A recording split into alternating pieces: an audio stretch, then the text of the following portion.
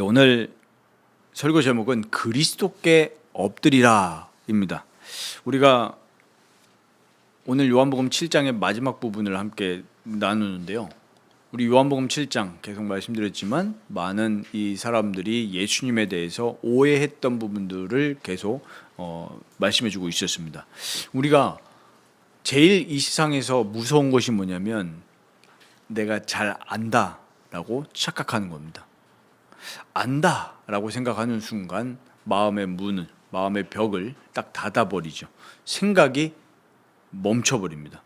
그래서 사람들이 나는 삶을 잘 압니다. 이렇게 하는 순간 남의 말을 잘 듣지 않죠. 남의 말을 듣지 않는 것까지는 괜찮은데 하나님의 말씀을 청종하지 않습니다.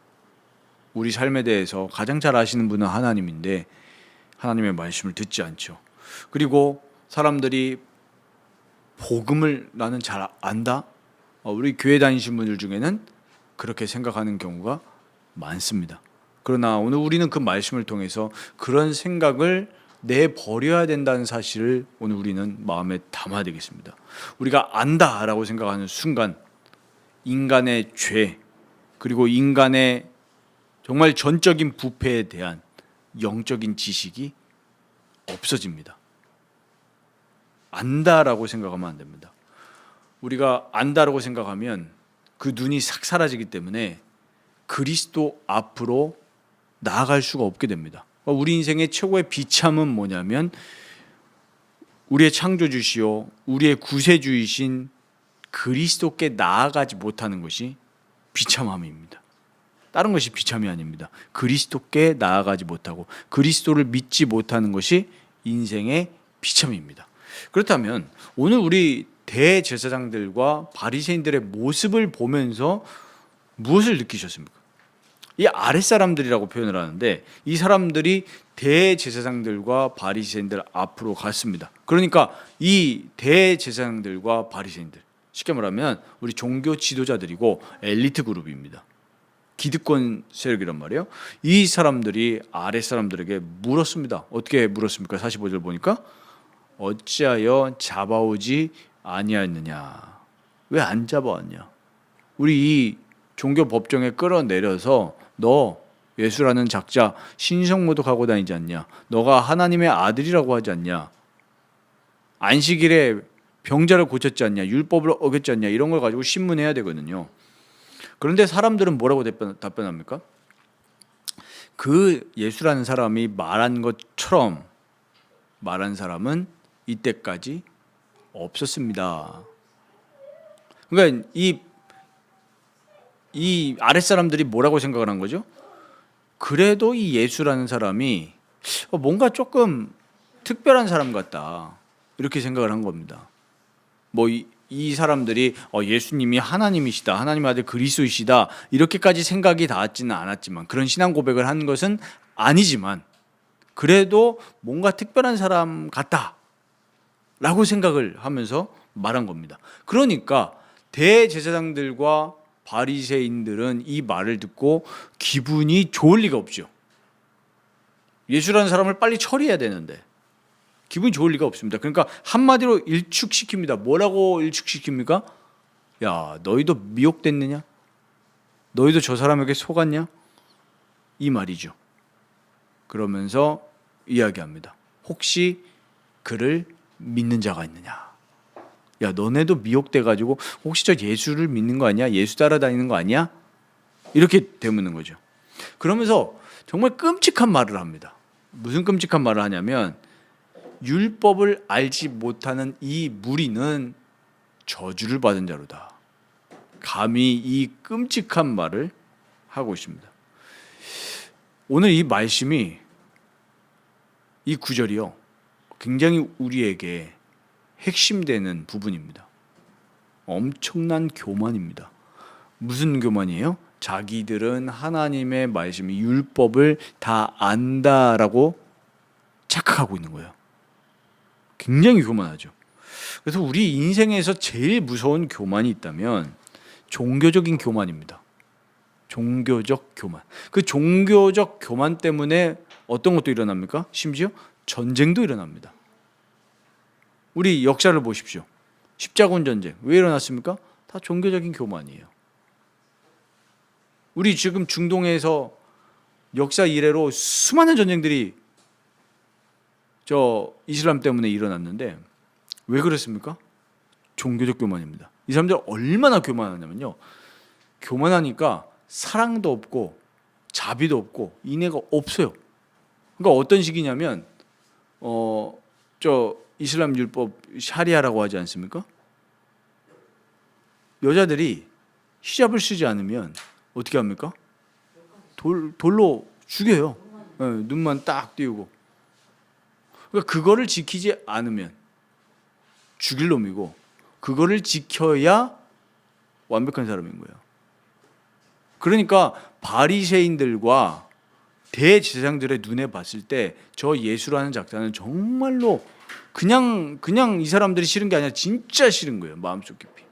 신성모독한 사람이고 자기는 율법을 너무나 잘 아는 사람인데 이 아랫사람들이 예수라는 사람에 대해서 조금 호감을 가지고 있네 이런 느낌이 딱 비춰지니까 율법을 알지 못하는 저 무리들 이렇게 얘기하는 겁니다. 율법이 가리키고 있는 진짜 주인공이신 예수님을 앞에 두고 이 얘기를 한다는 것이 얼마나 교만한 겁니까? 지금도 많은 사람들이 바리새인처럼 대제사장들처럼 교만하게 살아가고 있습니다. 무엇이 교만입니까? 우리가 이 말씀을 비추어 봤을 때 하나님 말씀, 이 요한복음을 통해서 하나님이 우리에게 말씀하시는 것은 뭐냐면 예수님을 정말 바라보지 않는 것이 교만이다라는 그 중요한 말씀을 우리에게 얘기하고 있습니다. 예수님을 바라보지 않고 예수님을 믿지 않는 것은 교만입니다. 사실상 죄와 사망의 법, 저주 속에 놓여져 있는 거예요. 바리새인들은 하나님의 말씀을 오해하고 있었습니다. 율법을 오해하고 있었어요. 어떻게 오해했습니까? 율법을 행해야 의롭게 된다라고 착각하고 있었던 거예요. 이 구약의 말씀을 보면서요. 말씀을 보면서 하나님이 효과적으로 부르신다면 무엇을 깨닫게 됩니까? 내가 죄인이라는 것을 정말 깨닫게 됩니다. 내가 정말 무가치하고 비참한 사람이구나 이걸 깨닫게 되는데 바리새인들과 대제사장들은 내가 비참한 죄인이고 정말 무능한 사람이고 정말 우리의 인생에 예수님이 필요하다는 사실을 몰랐던 거예요. 그들이 바라던 메시아는 내 죄를 속량하시기 위해서 오시는 메시아 그분이 아니라 그저 자기들 나라가 잘 되고 내가 잘 되고 우리가 정말로 하나님의 택한 민족이라는 그 쓰잘데기 없는 생각을 채워주기 위한 우상일 뿐이었던 거예요. 지금도 많은 사람들이 교회를 다니고 신앙생활을 한다고 합니다. 하지만 실제로는 예수 그리스도가 주인이 되지 않은 상태로 교회만 다니고 있는 사람들이 너무나 많습니다. 그러면서 나는 교회 잘 다닙니다. 또 무슨 백그라운드를 냅니까? 나 이 교회 다닙니다. 나 저 교회에서 집사 받았습니다. 권사 받았습니다. 장로 받았습니다. 목사입니다. 내가 어느 교단의 목사입니다. 이게 나의 타이틀이 되는 그 교만함을 사람들이 뽐내고 다니고 있습니다. 진짜 우리가 바라봐야 되고 우리가 나타내야 될 것은 예수 그리스도밖에 없는데 막상 실제 내 내면의 깊은 상태를 보면은 나의 자랑이 그리스도가 아닌 경우가 너무나도 많습니다. 이게 교만이고 저주입니다. 율법을 지켜야 구원받는다고 착각했던 바리새인들의 모습과 다를 게 없습니다. 그런데 성경은 놀랍게도 하나님은 바울을 통해서 이 교만함을 갈기갈기 찢어놓습니다. 그 구절이 어디입니까? 로마서 10장입니다. 로마서 10장 보십시오. 1절에서 3절 보면 형제들아 내 마음에 원하는 바와 하나님께 구하는 바는 이스라엘을 위함이니 곧 그들로 구원을 받게 함이라. 이 말이 무슨 말이냐면 지금 바울이 로마서 10장 이 10장을 기록하면서 누구를 가지고 지금 얘기하냐니까 이 유대인들 이스라엘들을 두고 얘기하는 겁니다. 뭐라고 얘기합니까? 이어서 2절에 중요합니다. 2절 진짜 잘 보셔야 됩니다. 내가 증언하노니 그들이 유대인들이죠. 그들이 하나님께 열심이 있으나 하나님께 열심은 있어요. 우리 주변에 보십시오. 비성경적인 가르침 얼마나 지금 한국에 많습니까? 나름대로 무엇입니까? 신을 향한, 하나님을 향한 열심이 있는데 뭐라고 얘기합니까? 올바른 지식을 따른 것이 아니니라. 이거 비참한 거죠. 이 유대인들과 바리새인들이 하나님을 향한 열심이 있으니까 율법 준수하고 율법 행했는데 실제로는 올바른 지식을 따른 것이 아니다. 이어서 3절에 하나님의 의를 모르고 자기 의를 세우려고 힘써 하나님의 의에 복종하지 아니하였느니라. 끔찍한 거죠.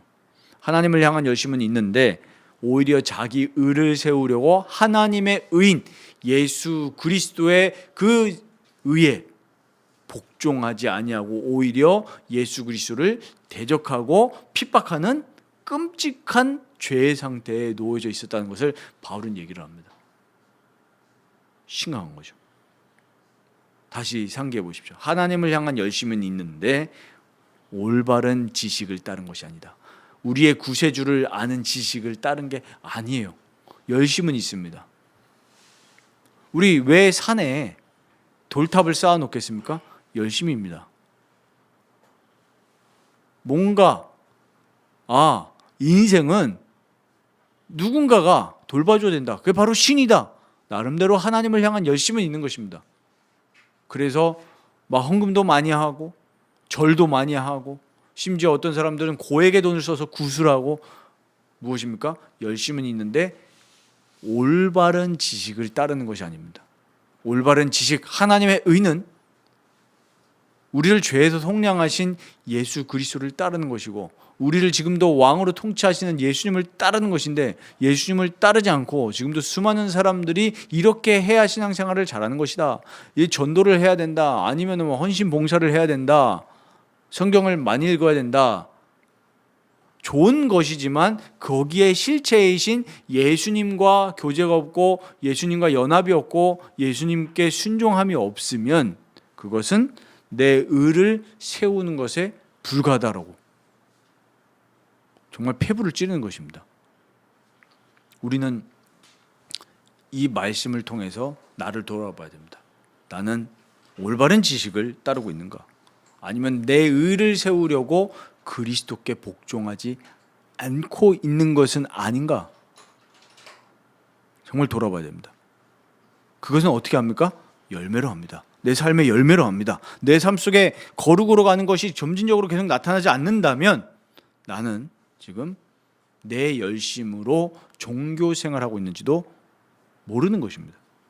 그래서 우리가 이것을 어떻게 필터링을 할 수 있냐면 지금 나의 상태가 교만한가, 겸손한가 이 상태를 가지고 필터링을 하시면 내가 지금 올바른 지식, 참된 하나님의 의인 그리스도를 따르고 있는 것인지 아닌지를 바로 분별할 수 있습니다.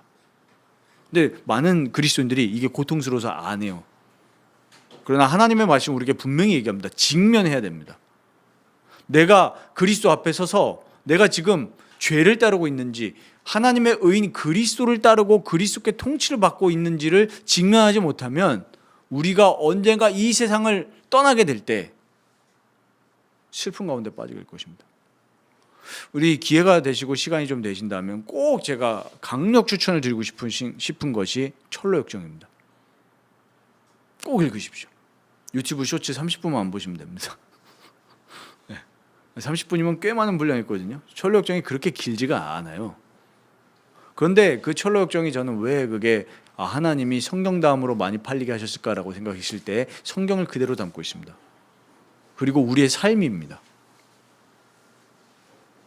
그거 보시면 수많은 등장인물들이 나오는데 그 말 그대로 천국으로 가는 길을 가는 사람들이 크리스천, 믿음, 소망 말고도 많이 있습니다. 많이 있는데 중간에 돌아가거나 뭐가 좋아서요? 멸망의 도시가 좋아서 다시 돌아가거나 허영의 시장에서 거기서 눌러 앉거나 이런 사람들 많지만 심지어 천국 문 앞까지 온 이런 무지, 수다쟁이라는 인물도 있습니다. 하지만 그 사람들의 결과가 어떻게 했습니까? 그리스도를 진정으로 따르지 않았기 때문에 자기의 의만 의지하고 결국에는 들어가지 못하게 됩니다. 그런 사람들이 지금 교회 안에 얼마나 많겠습니까? 그래서 우리는 내가 교만한지 겸손한지를 체크를 해야 되는데, 나의 죄를 깨닫지 못하고 온전히 예수를 따르지 않는다면 헛된 지식에 빠져 있으면서도 교만해질 수밖에 없습니다.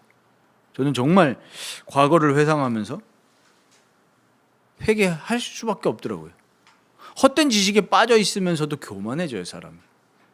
내가 맞다라고 착각을 해요. 아닌 거 붙들고 있는데 나는 맞다라고 생각을 합니다. 그 특징이 뭐냐면 죄를 깨닫지 못하고 예수께 나아가지 않습니다. 예수를 부르지만 내 죄의 비참함과 내 무가치함을 깨닫지 못한다면 그 헛된 지식을 따르고 있는 것입니다. 하나님의 말씀은 우리를 어떻게 비춥니까? 죄인이라는 것을 강력하게 비추면서 회개로 이끕니다. 누가 이끄십니까? 성령께서 이끄십니다. 하나님을 아는 지식은 성령의 비추심이 없다면 일어나지 않습니다. 그런데 우리 사람들은 접근은 되잖아요. 텍스트에 접근이 됩니다. 하나님 말씀에 접근이 돼요. 일단 오후 예배 때 연결되는 말씀이기도 한데 일반적으로는 다 불러요. 하나님이 말씀을 듣습니다. 말씀을 선포합니다. 한 귀로 들어가죠. 그런데 효과적인 부르심, 그것이 없는, 하나님의 선택이 없는 자에게는 콜링은 있다니까. 불러요. 하나님이 복음으로 초대합니다. 들어가요. 복음 안 든 사람 어디 있습니까?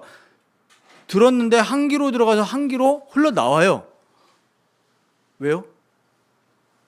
그 사람이 설득을 못해서가 아니라 성령의 역사가 그 사람에게 없기 때문에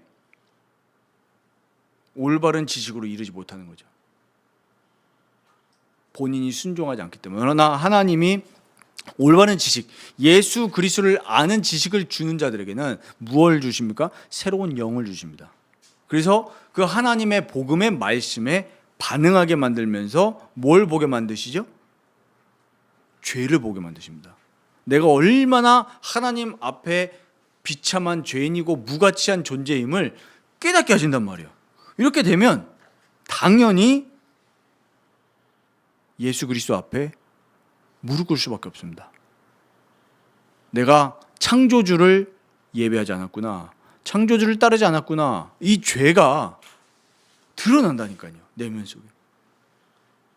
근데 지금도 많은 사람들이 교회에 와서 원하는 메시지가 무엇입니까? 죄에 대해서 깨닫는 것이 아니라, 그리스도에 대해서 깨닫는 것이 아니라 현세에서의 복만 얘기하는 그런 설교를 듣고 싶어하는 종교인들이 너무나 많습니다. 그럼 이런 교만한 상태는 어떠한 상태입니까? 교만한 상태가 있습니다. 첫 번째, 하나님의 말씀을 무시합니다. 무시해요. 끔찍한 얘기입니다. 제가 예배 드리기 전에 갑작스럽게 부고 문자를 받았거든요. 그래서 뭐 이따가 저녁에 가려고 하는데, 아, 그렇구나. 언제 하나님 앞에 갈지 모르는 인생인데 그럼에도 하나님의 말씀을 무시하면서 사는 사람들이 모든 이 땅의 사람들입니다. 하나님이 성령을 보내주시지 않으면 우리 사람은 하나님의 말씀을 무시합니다. 하나님의 말씀을 나의 인생의 기준으로 삼지 않습니다. 제가 어제 아이들한테 자기 전에 뭐 가정 예배는 아니고 그냥 이렇게 성경을 펴놓고 얘기를 했거든요. 우리 디모데후서 3장 15절 보면 성경을 이야기를 하죠. 이 성경 무엇을 얘기하느냐? 근데 그거 보시면 이 성경은 능히 너로 하여금 구원에 이르는 지혜를 얻게 하랍니다. 근데 제가 그렇게 많이 본 말씀인데 구원에 이르는 지혜라고 되어 있습니다. 구원에 이르는 지혜. 뭐가요? 하나님 말씀이요. 근데 세상은 지혜와 지식을 이야기를 하잖아요. 하지만 구원에 이르는 지혜를 우리에게 제공해 주지는 못합니다. 우리 인생이 구원받아야 되잖아요. 죄에서 구원받아야 되고 지옥 권세에서, 사망 권세에서 구원받고 하나님 안에서 안식을 누리는 참된 구원을 얻어야 되는데 그 구원에 이르는 지혜는 오직 하나님의 말씀만 우리에게 줍니다. 그런데 사람들이 하나님의 말씀을 듣지 않아요. 증거가 무엇입니까? 여러분들, 아침에 일어나서 제일 먼저 찾는 것이 무엇입니까? 우리의 심령 속에. 그게 내 상태입니다. 그래서 저는 제 아침의 상태를 볼 때마다 나는 진짜 비참한 죄인이다 라는 것을 오늘도 고백할 수밖에 없습니다.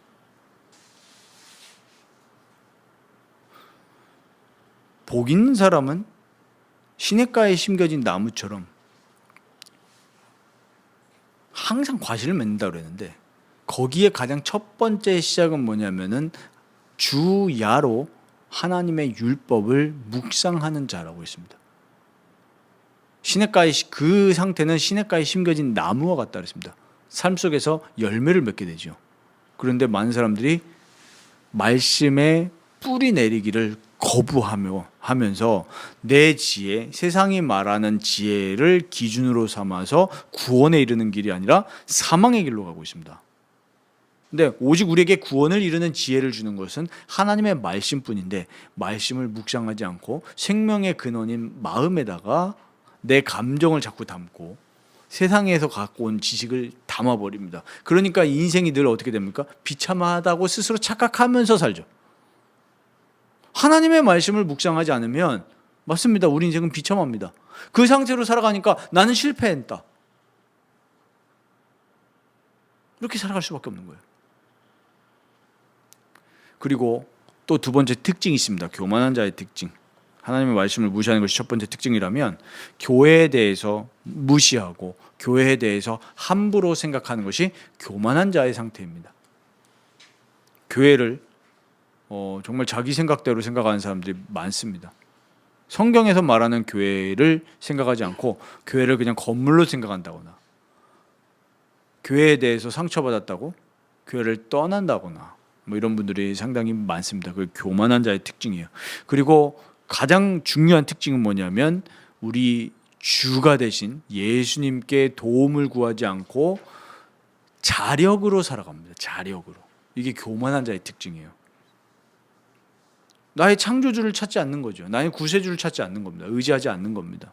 그러면서 내 인생에 대해서, 다른 사람의 인생에 대해서 함부로 판단하고, 저 사람은 성공한 사람이다, 저 사람은 실패한 사람이다, 전혀 영적으로 보지를 못하는 거죠. 그러면은 그 교만의 상태가 어떤 열매를 맺지 않겠습니까? 그 교만의 열매가 무엇입니까? 갈라디아서 5장 16절 17절에는 분명히 그 열매에 대해서 얘기하고 있습니다. 우리가 하나님이 새로운 영을 주시고 우리에게 생명을 주시지 않는다면 우리는 육체의 일을 따라갈 수밖에 없는데, 갈라디아서 5장 16절 17절 보십시오. 뭐라고 합니까? 음행, 우리 19절 21절에 그 열매에 대해서 얘기하고 있는데, 음행과 더러운 것, 호색, 우상숭배, 또 뭐예요? 주술, 원수 맺는 것, 분쟁, 시기, 분냄, 당 짓는 것. 세상에 우리 여당 야당을 얘기하는 게 아니라 교회 안에서부터도 서로 분열하고 그런다는 거예요. 그게 교만한 자의 특징입니다. 혹시 저희 교회는 그런 분들이 없지만, 저 옛날에 부교육자 생활할 때 생각해 보면 보이지 않습니까? 교회 안에서도 뭐예요? 분열하고 또 분내고 시기하고, 이런 거 얼마나 많습니까? 그게 뭐예요? 교만한 자의 특징이에요. 정말 예수님을 따르지 않는 상태거든요.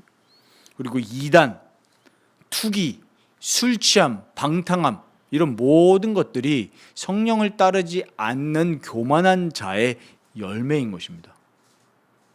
그런데 하나님은 무서운 말씀을 하십니다. 갈라디아서 5장 21절에 보면, 이런 일을 하는 자는 하나님의 나라를 유업으로 받지 못할 것이다 라는 무시무시한 말씀을 하십니다. 분명히 말씀하십니다. 이런 사람은 하나님 나라에 이르지 못해요.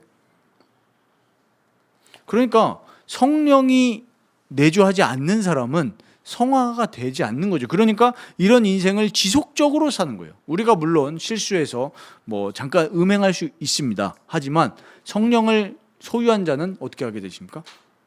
회개하게 되어 있습니다. 근데 지속적으로 이런 더러운 것에 빠져서 살아가는 사람들은 하나님 나라를 받지 못한다는 거예요. 근데 사람들이 이 말씀은 쏙 빼버리죠.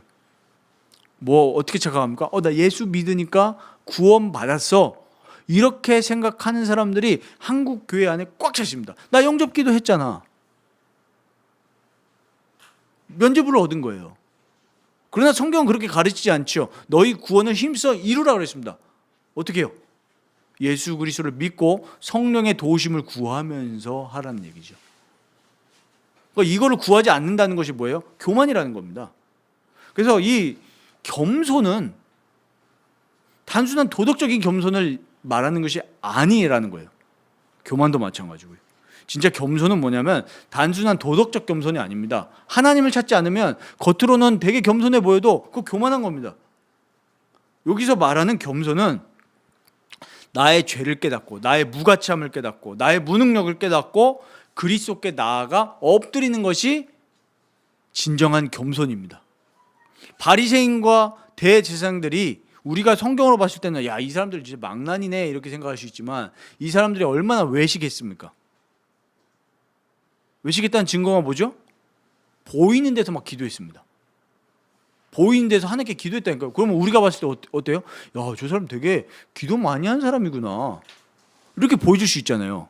그러나 실상은 그리스도를 따르지 않았던 사람. 그럼 내 모습과 우리가 사람들을 생각해 보십시오.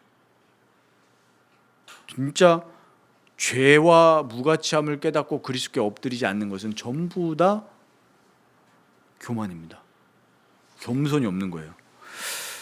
바울은 이것을 갈라디아서에서 얘기하고 있습니다. 갈라디아서 5장 6절 보십시오. 그리스도 예수 안에서는 할례나 무할례나 효력이 없다. 그러니까 우리가 어떤 종교적인 이런 것들이 중요한 게 아니라는 거예요. 의식들이. 뭐가 중요하다고요? 사랑으로서 역사하는 믿음뿐이니라. 예수 그리스도를 믿는 믿음이 진짜 중요한 본질임을 얘기를 하고 그렇게 사는 삶은 삶의 열매를 어떻게 맺습니까? 5장 24절 보십시오. 갈라디아서 5장 24절. 그리스도 예수의 사람들은 육체와 함께 그 정욕과 탐심을 십자가에 못 박았느니라. 이게 진짜 겸손한 사람이에요. 정욕과 탐심을 십자가에 못 박았어요. 그러니까 내 힘과 내 생각과 내가 안다라고 생각하는 기준을 가지고 살아가지 않고 날마다 나의 자아를 어디다 세우는 것입니까? 하나님 말씀과 그리스도의 십자가 앞에 딱 세워서 판단하고 생각하고 행동하는 거예요. 안다라고 얘기할 수가 없는 거예요. 늘 어디에 가야 돼요? 예수님 앞에 가서 정욕과 탐심과 내 헛된 자아를 못 받고 그리스도께서 뭐라고 하십니까?를 질문을 해야죠. 고린도전서 1장 26절 29절 한번 꼭 찾아보시기 바랍니다. 지금 한번 찾아보십시오. 너무나 중요합니다. 이게 진짜 겸손이에요. 형제들아 너희를 부르심을 보라. 육체를 따라 지혜로운 자가 많지 아니하며 능한 자가 많지 아니하며 문벌 좋은 자가 많지 아니하도다. 그러나 하나님께서 세상에 미련한 것들을 택하사 지혜 있는 자들을 부끄럽게 하려 하시고 세상에 약한 것들을 택하사 강한 것들을 부끄럽게 하려 하시며 하나님께서 세상에 천한 것들과 멸시받는 것들과 없는 것들을 택하사 있는 것들을 피하려 하시나니 이는 아무 육체도 하나님 앞에서 자랑하지 못하게 하려 하심이라. 이 말은 공부하지 말라는 얘기가 아닙니다. 공부를 아무리 안 해도요, 그리스도 앞에 엎드리지 않는 사람은 교만한 사람입니다. 학위가 없어도 내 죄를 깨닫지 못하고 그리스도 앞에 나아가지 않으면 교만한 것입니다. 공부를 많이 했다고 하더라도 나의 무가치함을 깨닫고 죄인임을 고백하면서 그리스도 앞에 엎드리면 겸손한 사람입니다. 이 말은 그 말입니다. 그런데 우리가 좀 확률이 높죠. 돈이 많거나 좀 공부를 많이 하면 조금 확률이 높죠. 교만할 확률이, 그리스도 앞에 엎드리지 않을 확률이 조금 높아지는 것은 사실이지만 바울은 이 얘기를 하면서 30절에 뭐라고 합니까? 너희는 하나님으로부터 나서 그리스도 예수 안에 있고 예수는 하나님으로부터 나와서 우리에게 지혜와 의로움과 거룩함과 구원함이 되셨으니. 바리새인들과 유대인들을 보십시오. 예수님이 기준과 중심이 아니라 자기의 의가 기준이었습니다. 내가 이렇게 성경을 많이 봤다. 내가 이렇게 기도를 많이 했다. 나 이렇게 봉사 많이 하고 있다. 이게 기준이에요. 뭐가 없습니까? 우리의 의로움이 되신 예수님이 마음 중심과 행동에 없습니다. 이것은 필경 교만입니다. 그래서 우리가 항상 신중하게 생각하고 행동하고 말해야 됩니다. 예를 들면 보십시오. 우리가 교회에서 사람들이 교회에 봉사 많이 안 한다, 다른 종교에 비해서 선행 안 한다, 이렇게 지적을 많이 합니다. 그럴 수도 있겠죠. 하지만 드러나지 않는 것입니다. 왜요? 예수님의 가르침처럼 우리는 남을 도와주거나 섬기고 할 때 드러내지 않습니다. 예수만 전달돼야 되기 때문에, 예수만 높아져야 되기 때문에 그것을 막 만방천지에 홍보하고 드러내고 그러지 않습니다. 진짜 그리스도인은요, 조용히 합니다. 누가 보시기 때문에요? 하나님 보시기 때문에. 그게 겸손이죠. 그러나 예수님이 중심이 되지 않는 사람은 만방에 막 알려야 돼요. 홍보해야 돼요. 왜? 뭐가 드러나야 되니까요? 내 의가 드러나야 되기 때문에. 내 의가. 사람들이 그걸 잘 분별하지 못하죠. 우리가 예수님이 우리의 유일한 의고 거룩함과 구원함이 되셨음을 알면 내 것을 조금도 자랑할 수가 없습니다. 내가 어떻게 예수 믿었냐? 하나님이 은혜로 깨닫게 해주신 것이고 생명을 주셨기 때문에 예수를 믿은 것입니다. 내가 잘나서 예수 믿은 게 아닙니다. 우리가 이걸 안다면 진짜 참 겸손은 그리스도 앞에 엎드리는 것이고, 그리스도의 은혜를 구하는 사람이 진짜 겸손한 사람입니다.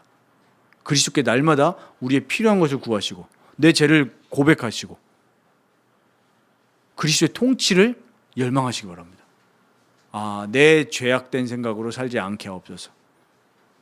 우리가 여러 가지 가지고 걱정하지 않습니까? 건강도 걱정할 수 있고 우리의 경제를 놓고도 걱정할 수 있습니다. 이 모든 것을 그리스도 앞에 엎드리면서 더 놓아 놓으시기 바랍니다. 그리고 그리스도께서 나를 주관하고 계시고 나를 가장 선한 길로 인도하실 것을 믿고 기도하시기 바랍니다. 그게 겸손입니다. 우리가 보통 그런데 문제가 일어나면 그리스도께 기도하지 않습니다. 그게 교만이에요. 어떻게 하면 내가 이 상황을 헤쳐나갈까? 저는 지난주에 그거 했거든요. 자꾸만 내 생각으로 펼쳐나가려는 게 또 들어오는 거예요. 기도하자. 예수님께 기도하지 않는 게 교만입니다. 바리새인들은 예수님을 눈앞에 보고도 예수님께 나가지 않았어요. 그게 교만입니다. 하나님 말씀은 정말 많이 봤는데 막상 예수님 앞에서는 엎드리지 않았습니다. 그러니까 우리가 하나님 아는 지식, 성경 공부하고 이게 중요한 게 아니라 진짜 예수님 앞에 엎드리지 않으면 그것은 그냥 지식적인 암뿐입니다. 예수님을 아는 게 아니에요. 정말 예수께 엎드리시기 바랍니다. 그래서 잠언 18장 12절은 중요한 말씀을 합니다. 사람의 마음의 교만은 멸망의 선봉이요 겸손은 존귀의 길잡이니라. 우리가 정말 그리스도 앞에 엎드리면 그리스도께서는 우리를 존귀하게 하실 것입니다. 그리스도께 엎드리십시오. 그럼 우리가 교만을 버리고 어떻게 그리스도께 순종할 것이냐? 그 시작은 나는 예수님을 안다라는 생각을 회개하고 벗어나야 됩니다. 우리가 알면 알수록 내가 예수님을 모르는구나를 고백할 수밖에 없습니다. 내가 예수님을 진정으로 알고 누리지 못했다는 사실을 회개할 수밖에 없습니다. 근데 우리가 신앙생활을 오래 하면 오래 할수록, 특히 목사들이 많이 빠진 함정인데, 예수님을 안다라고 착각을 합니다. 우리가 진짜 예수님을 아는 것은 단순한 지식적인 알미 아닙니다. 예수님이 하나님의 아들 그리스도십니다. 말로만 고백한다고 아는 게 아니에요. 진짜 알면 뭐냐면 나의 죄를 예수님 앞에서 계속 고백하고 나의 자아와 죄를 부인하면서 그리스도로 살아가는 것이 진짜 알미입니다. 하지만 내 죄에 대한 고백이 없고 자아에 대한 성령의 비추심이 없다면 알미 아닙니다. 그래서 바울은 갈라디아서를 쓰면서 진짜 우리가 살아가는 거 어떻게 살아가는 것이냐? 내가 사는 것이 아니고 내 안에 그리스도께서 사시는 것이라. 이 성령 충만한 상태를 우리 성도님들께서 갈망하시기 바랍니다. 나의 자아로 살면 절대로 죄를 회개하고 자아를 부인하는 것이 절대로 있을 수가 없습니다. 그렇지 않습니까? 이 시대는 무엇입니까? 나의 자아를 어떻게 하면은 뽐낼까? 이 생각하는 시대 아닙니까? 죄를 회개하는 것을 우리의 자아는 원치 않습니다. 하나님께 기도하는 것을 무식한 것이라고 생각하고 대책 없다라고 얘기하지 않습니까? 시대가 그래요. 하나님께 기도합시다. 그럼 야 그래도 이게 지금 현대 그리스도인들의 상태입니다. 저뿐만이야. 우리는 정말 죄를 혐오하고 이제는 내가 사는 것이 아니고 내 안에 그리스도께서 사시는 것이라. 이걸 정말 갈망하시기 바랍니다. 이게 겸손한 사람입니다. 나는 무가치한 존재입니다. 나는 무능력한 존재입니다. 하나님의 도우심이 없으면 1분 1초도 살아갈 수 없는데 우리는 하나님을 찾지 않았습니다. 그리스도께 엎드리지 않았습니다. 이 겸손이 성령의 은혜로 말미암아 우리에게 주어질 수 있도록 간구하시기 바랍니다. 그래서 이것은 전적인 하나님의 은혜로만 가능합니다. 왜 그렇습니까? 오늘 본문의 니고데모가 그걸 보여주고 있습니다. 우리 니고데모 어디에 처음 나왔습니까? 요한복음 3장에 처음 나왔죠. 요한복음 3장에 나왔을 때 상태가 어땠습니까? 전혀 예수님의 말씀을 알아듣지 못했어요. 거듭나야 된다고 하니까 어떻게 내가 어머니 뱃속에 다시 들어갑니까? 이런 얘기를 합니다. 근데 인간적인 상식으로는 그게 맞잖아요. 근데 예수님은 우리의 영의 중생함을 말씀하신 건데 알아듣지 못했습니다. 그런데 지금 오늘 요한복음 7장에 와서는 조금 바뀌었죠. 어떻게 바뀌었습니까? 예수님에 대해서 조금 생각이 많이 바뀌었음을 얘기를 합니다. 여기에 대해서 더 많이 설명하면 시간이 많이 걸리고 또 오늘 본문에서는 중요한 부분이 아니기 때문에 조금 넘어가지만 어쨌든 이 하나님이 점진적으로 변화시키셔서 나중에 예수님이 장사된 바 되었을 때 이 니고데모가 아리마대 요셉과 함께 나타나서 장례를 치릅니다. 놀라운 사실 아닙니까? 니고데모 이렇게 변화돼요. 오히려 예수님이 장사됐을 때 예수님하고 3년을 같이 다녔던 제자들은 어디 갔습니까? 도망갔어요. 그런데 놀랍게도 이 니고데모는 아리마대 요셉과 예수님을 장사 지내러 왔습니다. 이 장사 지내러 왔다는 것은 보통 지금 발걸음이 아니거든요. 예수를 인정한다는 얘기 아닙니까? 그러면 공회와 바리새인들로부터 낙인 찍히는데 온 거예요. 우리가 이걸 보면서 정말로 우리 인생을 그리스도 앞에 엎드리게 하시는 것은 성령의 비추이심으로만 가능하다는 것을 우리는 알고 그 성령 앞에 우리는 도움을 구할 수밖에 없습니다. 그래서 우리는 정말 지식적인 알을 혐오해야 됩니다. 하나님 혹시 내가 예수님을 지식적으로만 알고 살아가는 것은 아닙니까? 이런 우리가 고백을 하면서 하나님 우리가 그런 종교적인 수준에 머물지 않고 나의 창조주이시요 나의 구세주이신 그리스도와 연합하면서 살아가는 정말 성령에 완전히 적셔지고 그리스도의 피에 적셔진 삶이 되어져서 이 죄와 사망과 타락이 넘쳐나는 이때를 우리가 빠지지 아니하고 살아갈 수 있도록 그렇게 갈망하시기 바랍니다. 저는 우리 교회를 두고 그렇게 기도합니다. 저를 두고도 하나님 우리가 죄를 사랑하지 않고 사망을 사랑하지 않고 없어질 것을 사랑하지 아니하고 오직 예수님만 바라보면서 겸손히 살아갈 수 있는 우리가 되어주시도록 저는 요새 그 기도를 하고 있습니다. 그래서 오늘 우리가 말씀을 맺으면서 정리해야 될 것이 있습니다. 우리도 모르게 예수님이 아니라 나의 의를 내세운 것들을 우리는 회개하고 정리해야 됩니다. 한번 이거 깊이 묵상하셔야 될 주제입니다. 단순간에 안 나와요.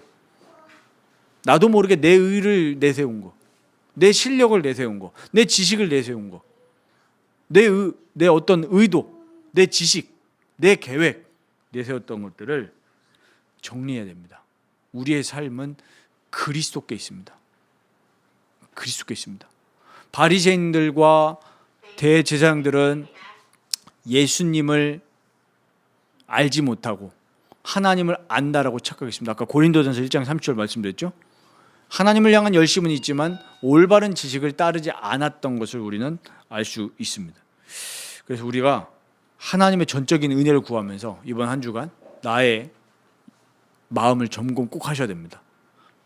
나의 의를 내세운 것들을 정리하고 우리의 참된 의가 되신 예수님께 나아가고 교제하시는 복을 사모하시기를 주님의 이름으로 축원드립니다.